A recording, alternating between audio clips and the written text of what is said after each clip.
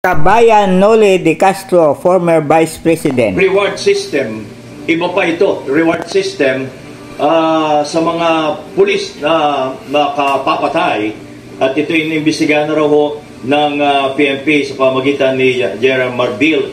You think magsasalita ho itong mga pulis na ito na involved sa sinasabing reward system?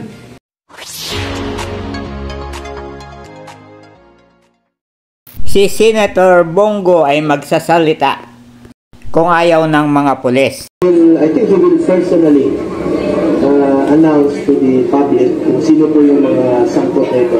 Importante po, si Pangulo ang magsasabi. Sabi niya, karapatan po ng Pilipino malaman kung sino yung mga ito, mga nagkakap.